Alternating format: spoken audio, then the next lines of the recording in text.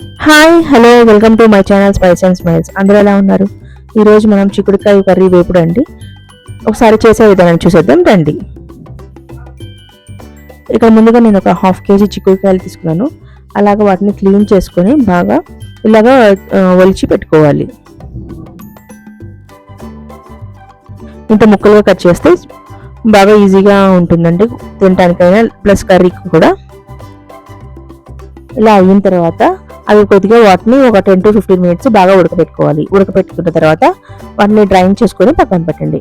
ఇప్పుడు ప్యాన్ తీసుకుని దానిలో ఆయిల్ వేయాలి. ఆయిల్ వేసి పోపు దినుసులు వేయండి. ఒక 2 వెల్లుల్లి రబ్బలు దంచి వేసేసేయండి. ఆ తర్వాత పోపు దినుసులు వేసేసి కరివేపాకు వేసి, దీనికోసం నేను ఒక మీడియం సైజ్ ఆనియన్ని కట్ చేసి పెట్టుకున్నానండి. ఆనియన్ 2 పచ్చిమిర్చి కట్ చేసి ఈ పోపులో వేసేసేయండి. ఆనియన్ కొద్దిగా మగ్గే వరకు ఉంచాలండి, బాగా ఫ్రై అయ్యే వరకు ఉంచకూడదు. కొద్దిగా కలర్ చేంజ్ అయిన తర్వాత ఇప్పుడు ఈ మనం డ్రైన్ చేసి పెట్టుకున్న చిక్కుడుకాయలని కూడా వేసేసి మిక్స్ చేసేసేయండి.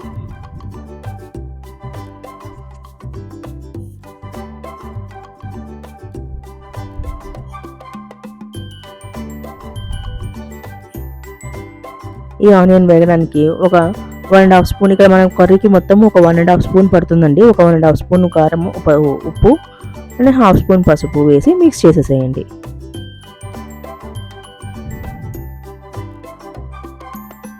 మూత పెట్టి మగ్గనివ్వండి.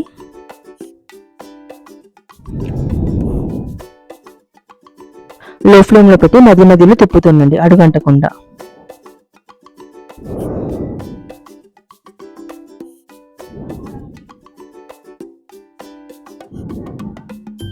ఇలాగ కలర్ చేంజ్ అయిన తర్వాత ఇప్పుడు మనం డ్రైన్ చేసుకున్న ఈ చిక్కుడుకాయలని కూడా వేసేసి మిక్స్ చేసేసేయండి.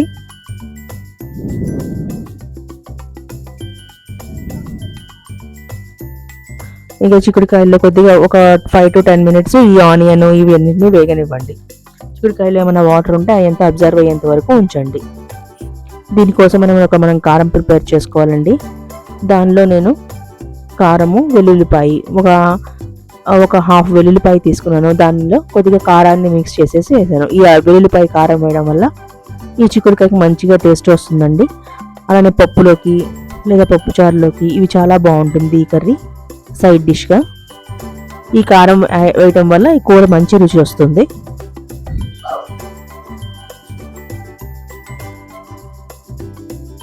ఇలా వాటర్ అంతా అబ్జర్వ్ అయిన తర్వాత దీనిలో ఒక 1 స్పూన్, 1.5 స్పూన్ ధనియాల పొడి, ఒక 1/2 స్పూను జీరా పౌడర్ వేసి మిక్స్ చేసేసి, ఆ తర్వాత మనము దంచి పెట్టుకున్న ఈ వెల్లుల్లిపాయ కారాన్ని కూడా వేసేయండి.